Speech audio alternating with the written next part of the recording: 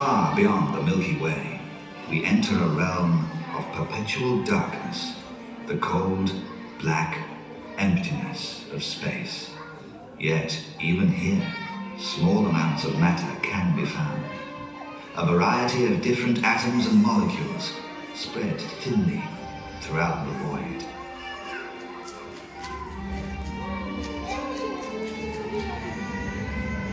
Together, these microscopic particles form the raw material of the evolving cosmos, the basic building blocks of the universe itself.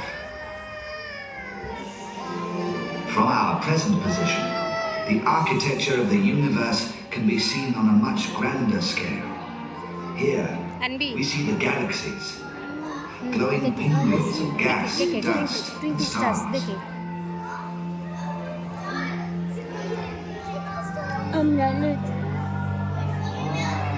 The universe is organized into galaxies of many shapes and sizes. Before us now is an enormous spiral galaxy, a typical galaxy. No scary. It glows with the light of billions of suns.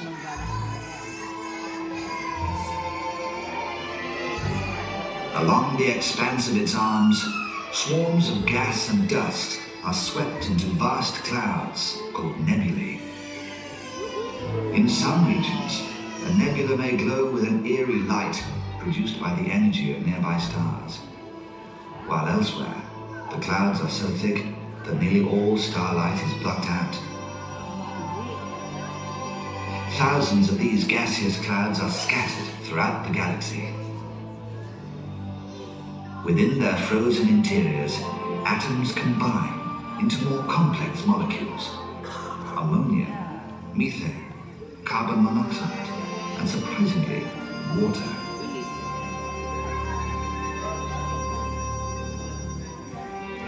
These interstellar clouds hold other secrets too. They are the birthplace of stars.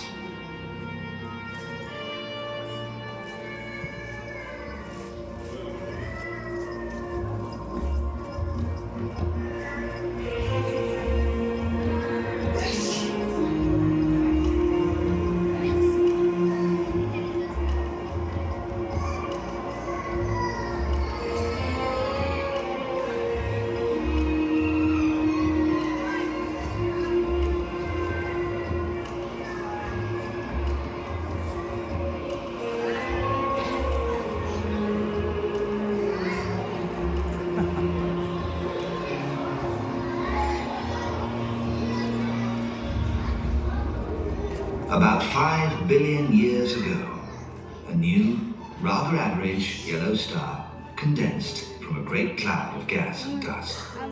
Also born was a family of planets, moons, asteroids, and comets, all built with chemicals from the original cloud.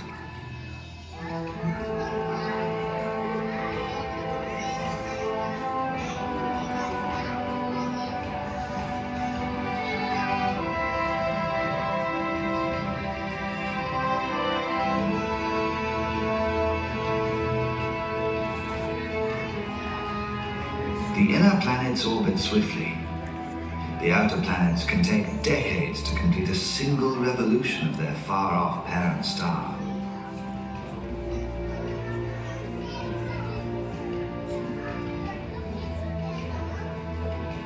We now direct our approach towards the heart of this young solar system.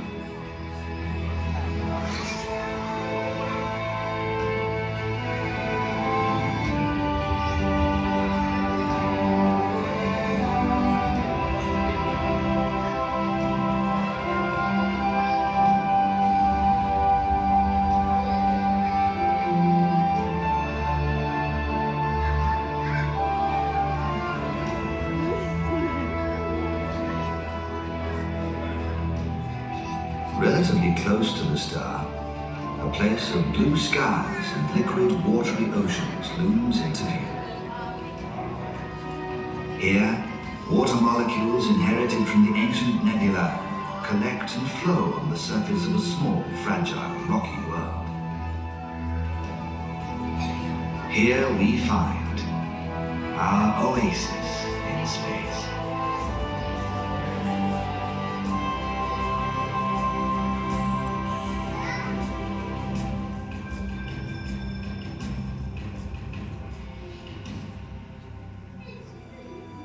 The Earth is dominated by water in all its forms. Some floats in the atmosphere in clouds of water vapor. Some is tied up in ice caps at the poles, growing and shrinking with the seasons. But most of the water ebbs and flows in the oceans, lakes and rivers that cover 3/4 of our planet. The young, evolving Earth was very different than it is today. The Earth was bombarded by comets and meteors.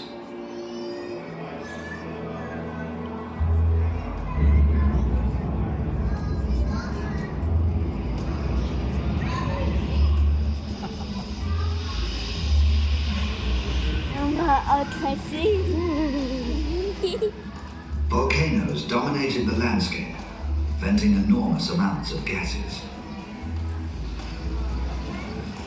Gravity held the gases, creating an atmosphere.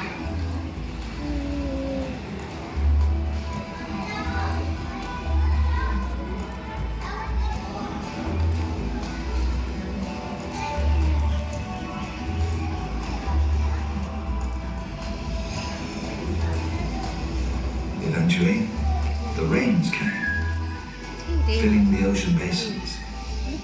And it was in the oceans that life began.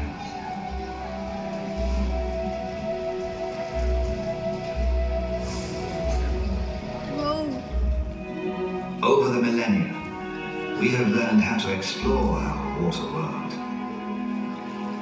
But the tools of exploration have changed. And today, our eyes look outward to space, to the other planets of our solar system. Are there other water worlds like our own?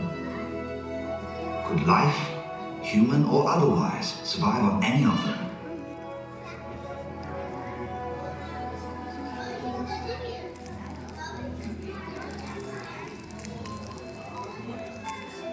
As we move away from Earth, the Moon, our closest celestial neighbor, is our first stop. Far from the ocean-covered world early observers imagined it to be, the Moon suffers from a simple lack of size. Too small to retain an atmosphere. Any gases it once had have long since escaped into space. It don't. With no air, there can be no clouds, no rain, no oceans, no weather to erase the impact craters that scar this dead landscape. Vast ancient lava flows cover the regions that were once hopefully named seas. Yet we have found small amounts of frozen water on the Moon, mostly inside craters of the Moon's poles.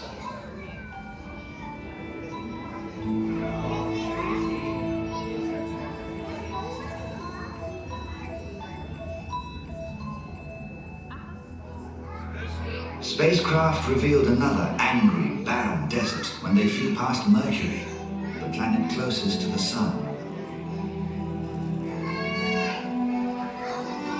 Only slightly larger than the Moon, Mercury too is an airless, waterless, heavily cratered world.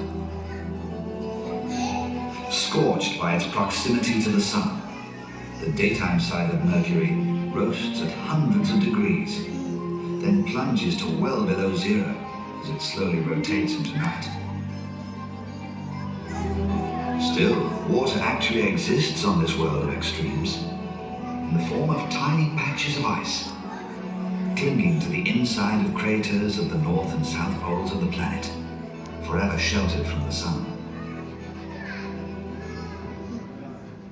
No. One of the biggest triumphs of the space age has been the exploration of Venus.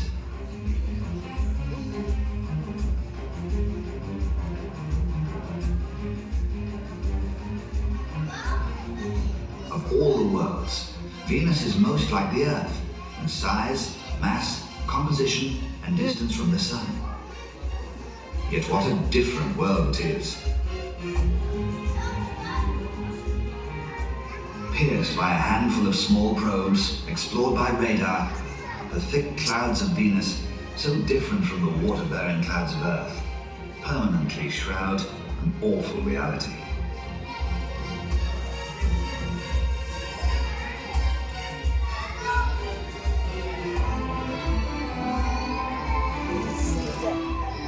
Clouds rain drops of sulfuric acid, not water, onto the landscape. The clouds pass some sunlight, warming the ground, but the thick carbon dioxide atmosphere prevents most of the heat from escaping back into space. This greenhouse effect traps the energy, making Venus the hottest planet in the solar system.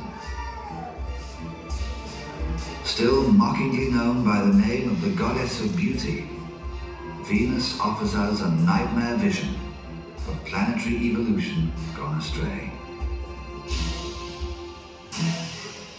So dark, Mama. Larger than Mercury, but only half the diameter of Venus or Earth, Mars has enough gravity to retain a thin atmosphere of unbreathable carbon dioxide.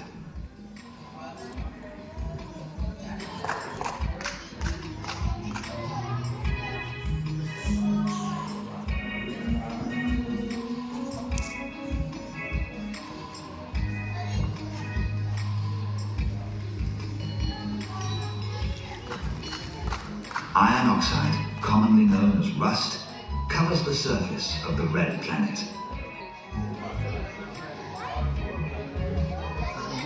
In Martian summer, huge dust storms scour the surface with hurricane-force winds, while in winter, frozen carbon dioxide frosts the landscape.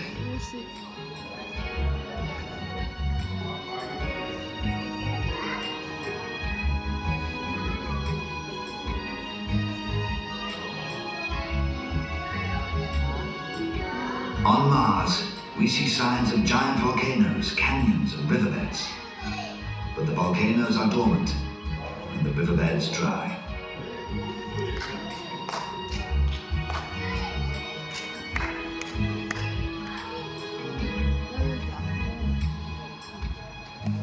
So dark.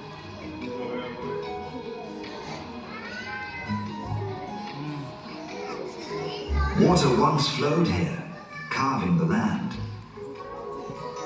New evidence suggests there might still be liquid water and possibly life under the Martian surface.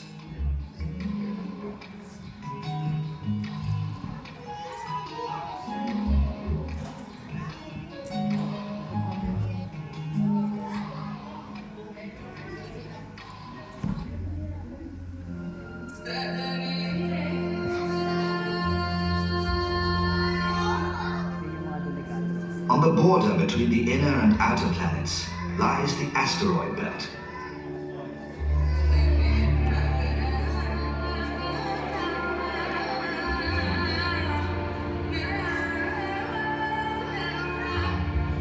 The asteroids are little more than jagged cinders, small chunks of rock and iron, with very small amounts of frozen water. Beyond the asteroid belt, we enter the realm of the giant planets. As a group, they contain most of the total mass of the planets in our solar system, and most have large numbers of moons.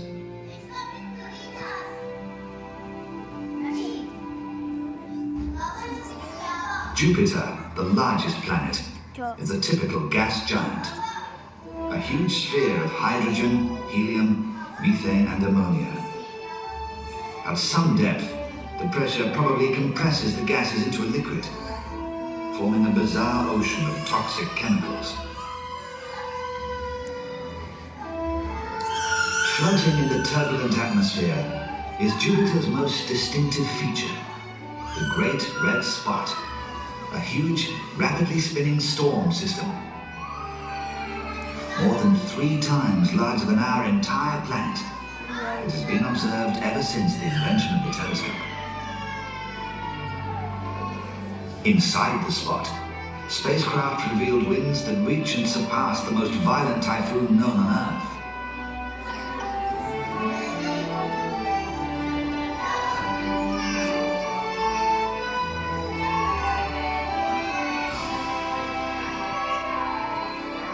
But this storm rages without pounding surf and torrential rains.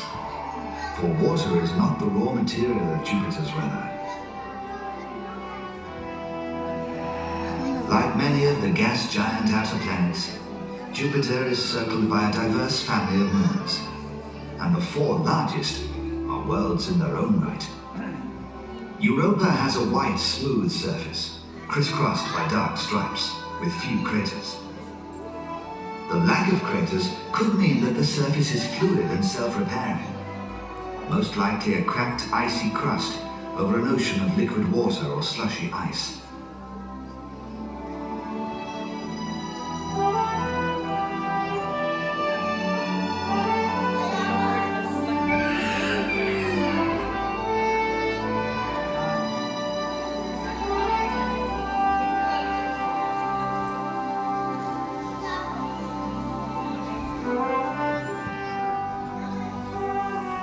Life can be found in some very inhospitable places on Earth.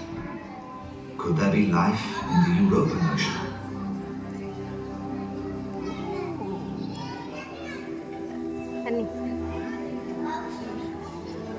Some scientists think it's possible. New space probes launched over the next few decades may provide the answer.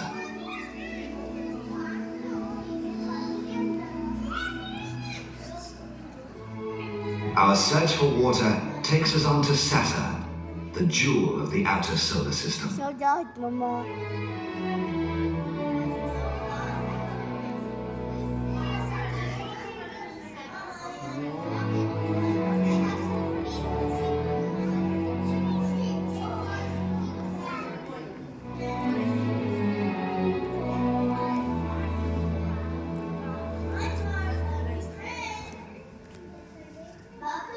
Almost twice as far from the Sun as Jupiter, Saturn is encircled by a complex system of satellites and rings.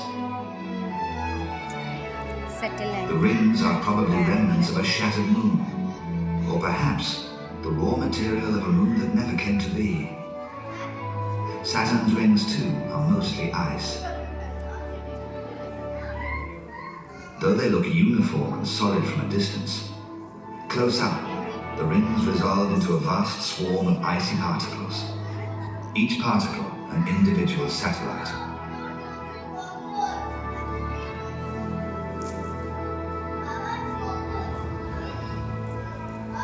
Also the hut. Across ever-widening gulfs of distance, we next encounter Uranus and Neptune, only discovered in the last 200 years.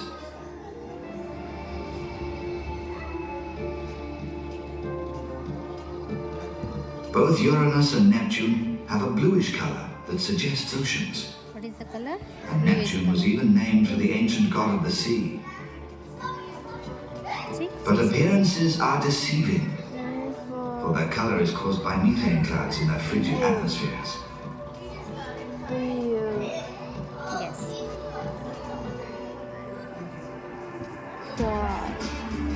Within the clouds, charged particles circulate in a sea of liquid water, producing electric currents of magnetic fields which surround these planets.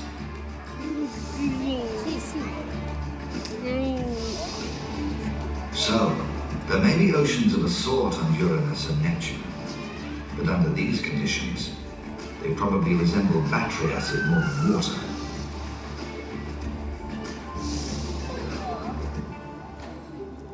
Finally, we come to Pluto, dimly lit by the distant sun. Pluto, its moon Charon, and Neptune's moon Triton may be large examples of a newly discovered class of objects orbiting at the far reaches of the solar system.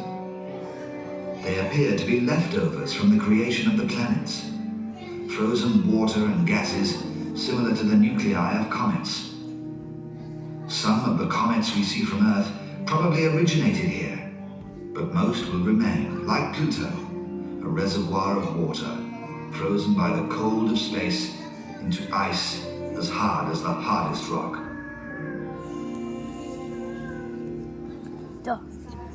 Our star dwindles in the distance, circled by a family of planets and moons. Water exists on many of these worlds, But only on Earth did it become the major component of evolving life. With its moderate conditions, its vast oceans, and oxygen-rich atmosphere, Earth is unique in the solar system. But the Sun is just an average star. Small, stable, like billions of other stars in the Milky Way galaxy. And our galaxy itself is typical of billions of galaxies in the known universe, each in turn home to untold billions of stars. Stars and planets form from clouds of gas and dust, clouds which contain water. Several other solar systems have already been discovered. How many more are out there? How many other water planets orbit just the right distance from their own average stars? Across the reaches of space and time, our quest continues. The search for life goes on. We listen for a faint echo from some far-off civilization, for a signal from an alien world, for signs of another oasis in space.